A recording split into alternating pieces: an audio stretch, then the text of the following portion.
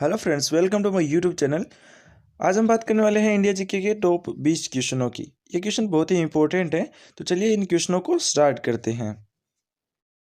पहला क्वेश्चन रहेगा, किस देश में सबसे अधिक पशुओं की आबादी पाई जाती है? A option Bharat, B option चीन, C option USA, D option Denmark.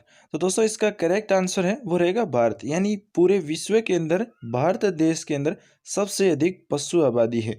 तो इसका करेक्ट आंसर रहेगा ए ऑप्शन भारत। अगला क्वेश्चन रहेगा, भारत में सर्वाधिक पशुधन किस राज्य में पाया जाता है? यानी कि दोस्तों वर्ल्ड के अंदर तो भारत के अंदर सबसे अधिक पशु पाए जाते हैं, लेकिन भारत के अंदर किस राज्य में सर्वाधिक पशु हैं वो पाए जाते हैं? A option Uttar Pradesh, B option Madhya Pradesh, C option Rajasthan, D option Bihar. तो दोस्तों इसका करेक्ट आंसर रहेगा उत्तर प्रदेश, क्योंकि भारत के अंदर उत्तर प्रदेश राज्य में सर्वाधिक पशुधन है वो पाया जाता है।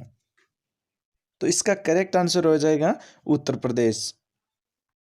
अगला क्वेश्चन है दोस्तों कि विश्व में सर्वाधिक भैंस है वो किस देश में पाई जाती हैं? तो ए ऑप्शन भारत में, बी ऑप्शन श्रीलंका में, सी ऑप्शन पाकिस्तान में, डी ऑप्शन चीन में। यानी कि विश्व के अंदर भैंस है वो किस देश के अंदर सबसे ज़्यादा पाई जाती हैं? तो भारत के अंदर सबसे ज़्यादा भैंस है वो पाई जाती हैं।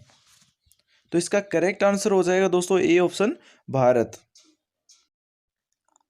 अगला क्वेश्चन है, भारत में किस राज्य में सर्वाधिक भैंस है वो पाई जाती है? यानी कि दोस्तों वर्ल्ड के अंदर यानी विश्व के अंदर तो भारत देश में सर्वाधिक भैंस है वो पाई जाती है, लेकिन अब क्वेश्चन आता है कि भारत के अंदर ऐसा कौन सा राज्य है जिसमें सर्वाधिक भैंस है वो पाई जाती हैं? तो A option Madhya Pradesh, B option Uttar Pradesh, C option Bihar, D option Gujarat.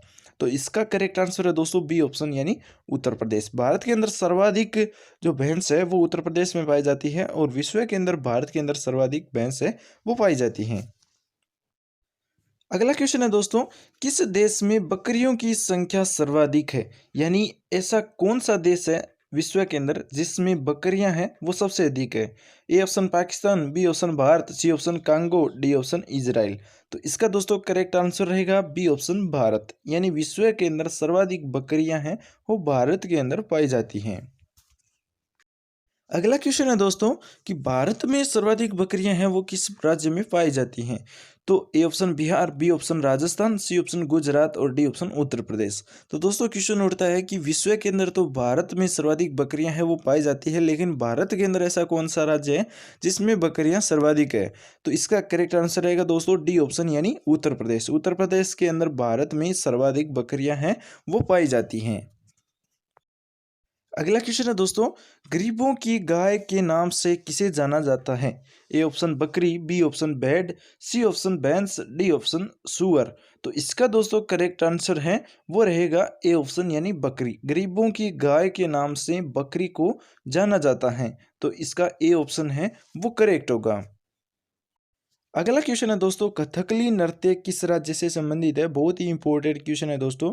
A option Kerala, B option Orissa, C option Rajasthan, D option Karnataka. तो दोस्तों इसका करेक्ट आंसर रहेगा केरल, यानी जो कथकली नृत्य है वो केरल का है।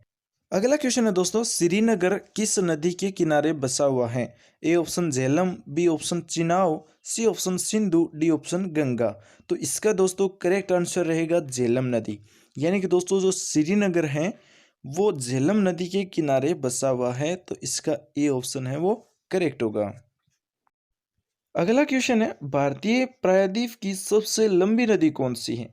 यानी कि दोस्तों भारतीय जो प्रायद्वीप है उसकी सबसे लंबी नदी कौन सी है? तो A option Godavari, B option Krishna, C option Kaveri, D option Narmada.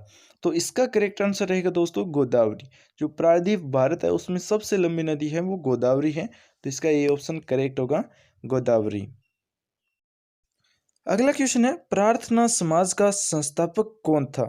A option Ramakrishna Paramahamsa, B option Swami Vivekananda, C option Atmaram Pandurang और डी ऑप्शन है दयानंद सरस्वती। तो दोस्तों इसका करेक्ट आंसर है वो रहता है सी ऑप्शन यानी आत्माराम पांडुरंग। जो प्रार्थना समाज है उसका संस्थापक था आत्माराम पांडुरंग, तो इसका करेक्ट आंसर हो जाएगा सी ऑप्शन। अगला क्वेश्चन है दोस्तों, एलपीजी में मुख्य घटक होता है? A option methane, B option butane, C option ethane, D option propane. यानी दोस्तों एलपीजी गैस होती है संपीड़ित प्राकृतिक गैस, उसके अंदर मुख्य घटक है वो क्या रहता है? तो इसका बी ऑप्शन करेक्ट होगा ब्यूटेन। एलपीजी में मुख्य घटक होता है ब्यूटेन का। तो बी ऑप्शन इसका करेक्ट होगा। अगला क्वेश्चन है, सीसा का सबसे महत्वपूर्ण अयस्क है। A option galena, B option magnetite, C option pyrolusite, D option siderite.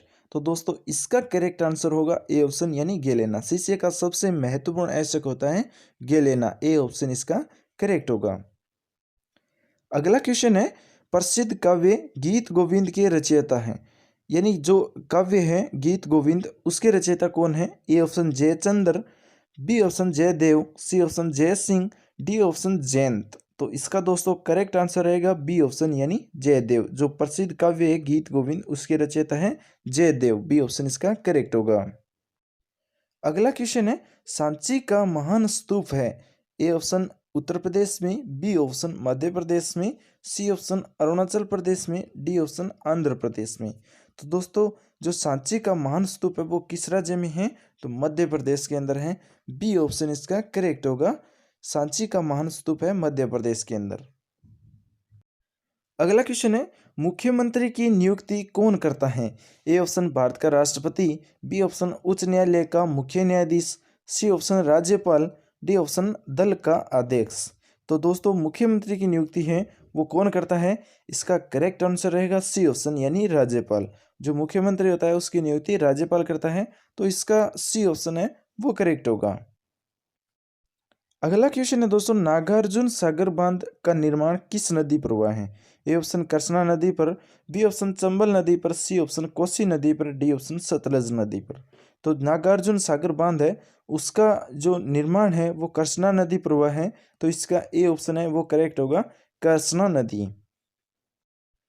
अगला क्वेश्चन है दोस्तों, प्रतिवर्ष उपभोक्ता दिवस कब मनाया जाता है। ए ऑप्शन 1 अप्रैल को, बी ऑप्शन 23 अक्टूबर को, सी ऑप्शन 15 मार्च को, डी ऑप्शन 5 दिसंबर को। तो दोस्तों प्रतिवर्ष उपभोक्ता दिवस है वो 15 मार्च को मनाया जाता है। तो इसका सी ऑप्शन है वो करेक्ट होगा, 15 मार्च। अगला क्वेश्चन है दोस्तों, पानीपत की तीसरी लड़ाई किस वर्ष में हुई थी।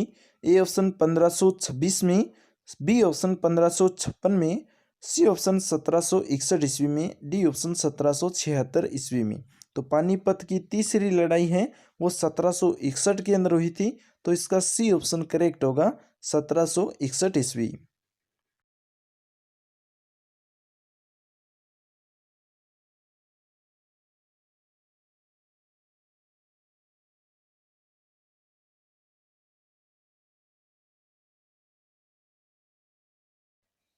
अब देखिए कि पानीपत में 3 ऐतिहासिक लड़ाइयाँ हुई है, उनकी डिटेल में बात कर लेते हैं। पहली लड़ाई हुई थी 21 अप्रैल 1526 के अंदर बाबर एवं इब्राहिम लोदी के मध्य। दूसरी लड़ाई हुई थी दोस्तों 5 नवंबर 1556 के अंदर बैरम खां जो अकबर का सेनापति था, हेमू शेर शाह का सूरी का सेनापति था, इन दोनों के मध्य युद्ध हुआ था जो पानीपत का द्वितीय युद्ध कहलाता है, जो 5 नवंबर 1556 के अंदर हुआ था। तीसरी लड़ाई हुई थी 14 जनवरी 1761 के अंदर मराठा एवं अहमद शाह अब्दाली के मध्य, जिसे पानीपत का तृतीय युद्ध है वो बोला जाता है। तो ये हुआ था 14 जनवरी 1761 के अंदर। अगला क्वेश्चन है दोस्तों, भारतीय डेयरी निगम की स्थापना कब हुई थी। ए ऑप्शन 1965 के अंदर, बी ऑप्शन 1967 के अंदर, सी ऑप्शन 1970 के अंदर, डी ऑप्शन 1974 के अंदर। तो दोस्तों इसका करेक्ट आंसर रहेगा सी ऑप्शन 1970 के अंदर। तो भारतीय डेयरी निगम है उसकी स्थापना हुई थी 1970 के अंदर। सी ऑप्शन इसका करेक्ट होगा। आज के लिए बस इतना ही, मिलते हैं नेक्स्ट वीडियो में इससे अच्छे क्वेश्चनों के साथ। Thanks for watching. आपका दिन शुभ हो।